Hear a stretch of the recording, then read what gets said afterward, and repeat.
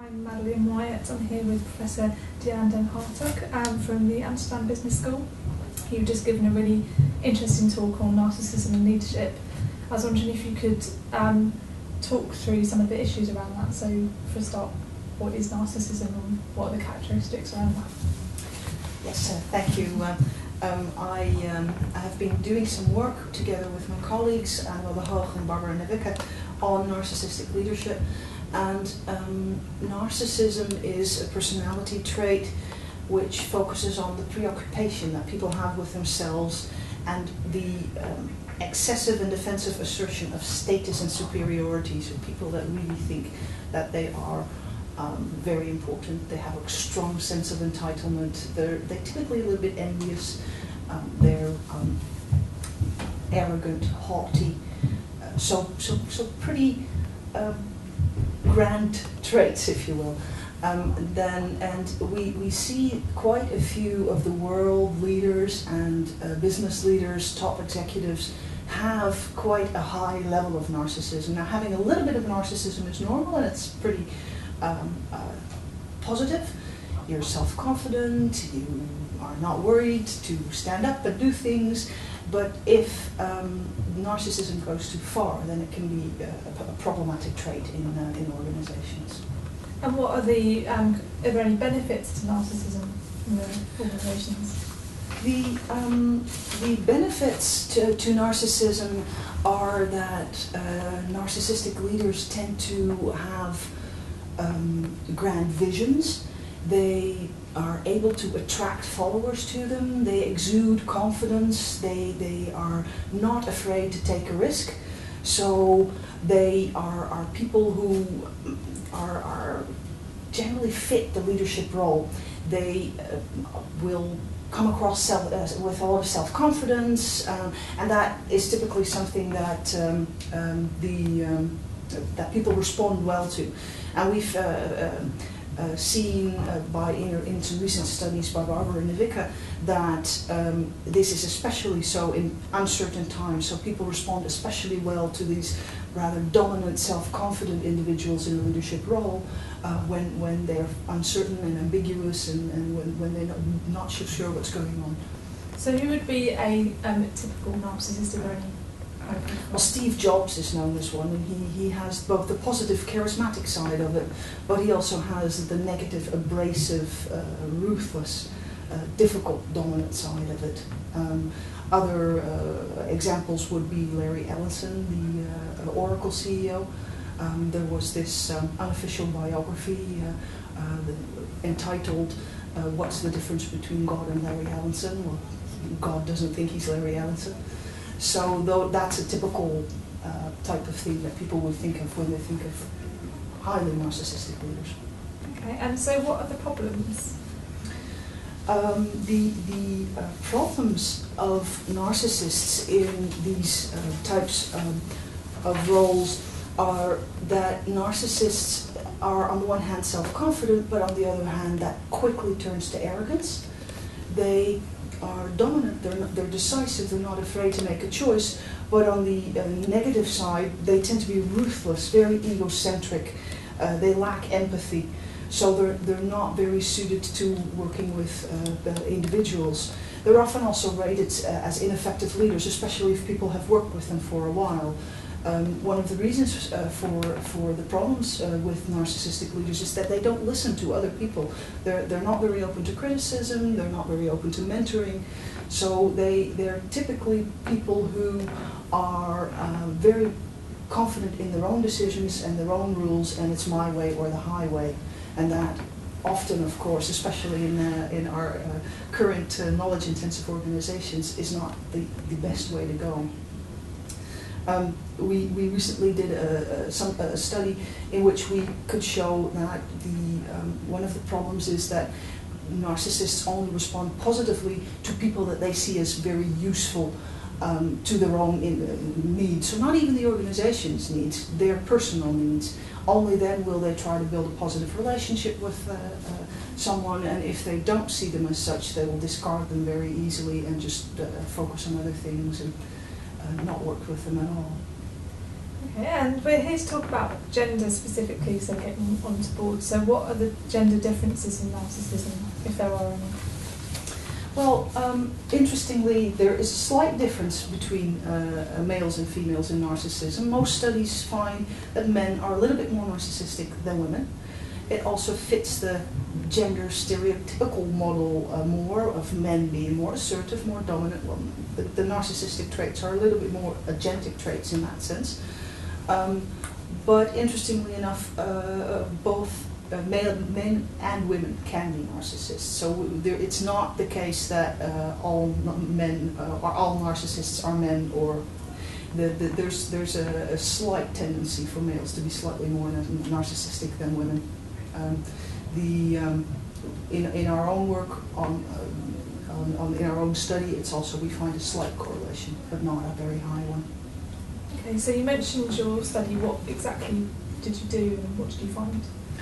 In our study, we were interested to see whether narcissism is not it was seen more for male or female leaders, but also to what extent male and female subordinates, how they respond to to that trait.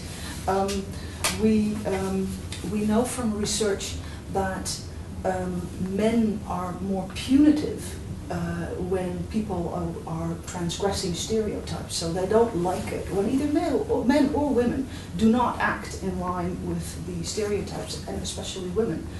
They will punish them for doing this. So we were predicting that it was likely that men would not like it at all and would not see women as very effective if they were narcissistic and in a leadership role. Indeed, when we studied this, we found that there was a small overall difference, so that narcissistic leaders were indeed seen as less effective overall. But if you would decompose this into gender effects, that effect is completely driven by men working for women and men finding female leaders who are narcissistic very low on effectiveness, but not doing the same thing for male leaders. So male leaders who are high on narcissism were fine. They were much more tolerant of that. Women don't differentiate so much, so they rated men and women who are narcissistic equally effective. So it's only men working for women who have a problem with it. So what are the implications of that finding in organisations? Is there anything you could do or change? Or? Well, there's a few things that it implicates. I mean, it means that women are in a double bind, in the sense that if they show narcissism, they may be more likely to get to the top. At the same time, they're also more likely to be rated negatively, especially by men. And in a lot of places, men are still predominant, especially also in these types of promotion decisions and so on. So that's the gender part of it, but we've also, because of the negative impact that these leaders have, at the University of Amsterdam, Barbara recently did a study where she could show that even when narcissistic leaders were seen as effective, they actually weren't. They were harming performance, and that especially was because all kinds of new information or unique information that team members had would not come to the fore, so these people weren't listening and therefore hampering communication. And that affected team performance badly.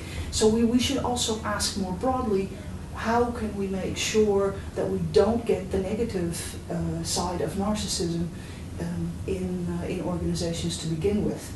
A little bit of narcissism is good, like I said, some confidence, some risk-taking, a little bit of these types of dominant traits really do fit the leadership role. At the same time, it needs to be balanced by somebody who is open to the opinion of others, who does solicit by every means he or she can, all of the important opinions that subordinates in the organization may have, especially in knowledge-intensive organizations, as you can imagine. I think especially in selection and recruitment, we probably have to be more open than we are now to balancing this trait with other things. It's difficult to do that. One way might be to adapt the way we seek references. At the moment, we typically focus on people that you have worked for, or maybe sometimes a little bit with. We very seldomly ask how somebody has worked with subordinates, or check with previous subordinates or direct team members or peers how this person has come across. We can also listen much more when they talk about their previous successes. Do they include others in this? Are they only talking about themselves and their own role in it? Because narcissists will have a sense of entitlement, so they'll typically think about, me, myself, and I was the one that did this, rather than including others in the success and really saying, no, it's also the accomplishment of my subordinates. So there's things like that we can do, but we have to become a little bit more aware of this, I think, because these narcissists do form a risk for organizations in that sense. Okay, and you studied, was your study conducted in Holland? Yes. So do you think there's any differences kind of cross-culturally or different countries in terms of narcissistic and how it might be perceived, or do you think it's very kind of broadly similar across different cultures? Well, there's also quite a bit of research from the United States, which is quite similar. I was hearing in the previous discussion that we just had that the UK has its share of narcissistic leaders. So I'm confident that at least in the more individualistic societies, it's probably pretty similar. I'm not entirely sure whether these types of things would translate equally well to collectivist societies. It may well be that they already have more checks and balances on this grandiose, unique hero individual. Maybe it's a little bit less easy to rise to the top there, showing these types of characteristics, but that's speculation on my part. I don't have data to support that. Okay, and what do you think are the key things that we need to look at in the future in terms of this relationship? Are there other things we need to explore in more detail? What do you mean, in which relationship? In terms of looking at narcissism and leadership, is there kind of a lot of things to be done, or is it kind of... No, there's quite a few things to be done. I think one thing that is really needed is to start looking at what is an optimum level, because I think it's naive to think that that narcissism won't play a role at all. If we look at current political leaders, we see that quite a few of them have a little bit of this, and a little bit is probably good, but how much of a good thing is still good? So I think that's an important question. The other one I think is to start looking very closely at the risks and at real life problems that these people cause, because I think we haven't focused enough on the real world performance implications, especially over time, the problems that exist. Because until we have that kind of data, I don't think companies will listen sufficiently. And then I think also, again, real world, what are ways in which we can channel these things to bring out the positive more, but make sure that we keep a lid on the negative. So questions like, okay, if you have this narcissistic hero that is bringing your company forward, like a Steve Jobs, but when is this sell-by date? When do we maybe want to stop this, or at what cost can he do this? To what extent? We know from Jobs that he used to yell at subordinates and etc. etc. So what are still acceptable costs and what are not acceptable costs? So how do we negotiate these things? So I think there's quite a lot to be done still in this area.